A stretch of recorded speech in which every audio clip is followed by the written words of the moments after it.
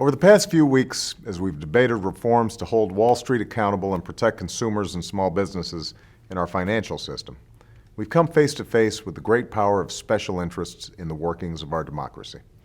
Of course, this isn't a surprise.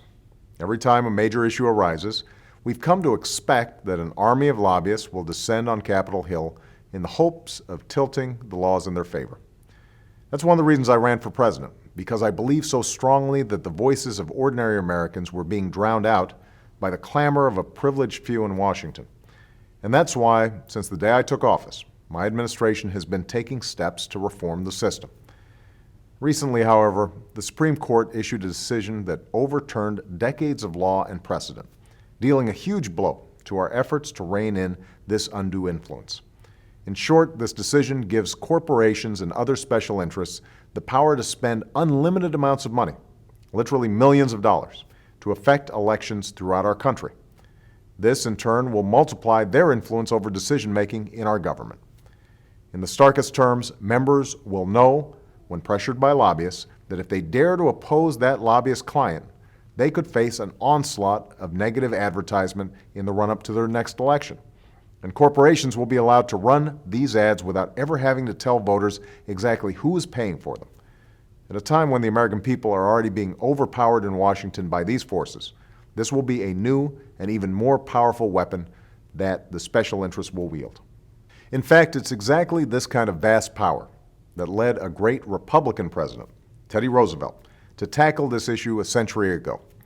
He warned of the dangers of limitless corporate spending in our political system. He actually called it one of the principal sources of corruption in our political affairs, and he proposed strict limits on corporate influence in elections. Every special interest is entitled to justice, he said, but not one is entitled to a vote in Congress, to a voice on the bench, or to representation in any public office.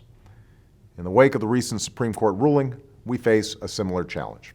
That's why it's so important that Congress consider new reforms to prevent corporations and other special interests from gaining even more clout in Washington. And almost all of these reforms are designed to bring new transparency to campaign spending.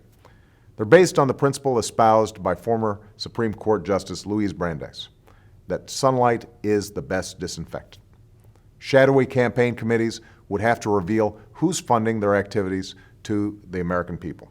And when corporations and other special interests take to the airwaves, whoever is running and funding the ad would have to appear in the advertisement and claim responsibility for it, like a company's CEO or an organization's biggest contributor.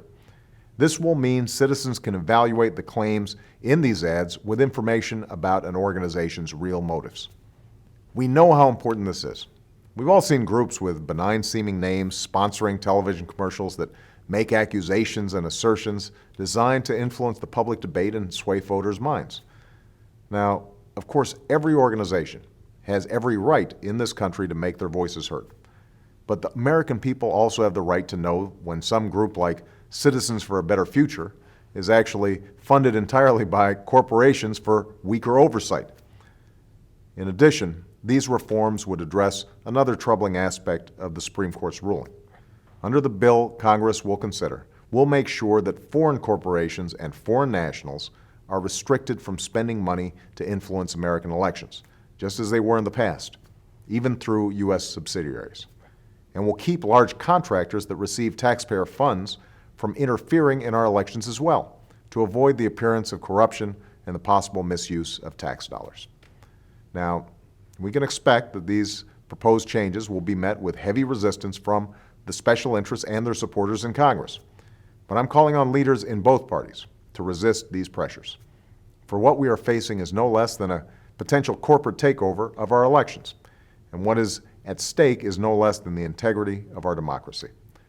This shouldn't be a Democratic issue or a Republican issue.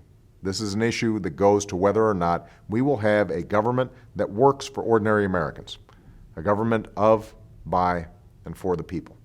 That's why these reforms are so important, and that's why I'm going to fight to see them passed into law. Thanks so much.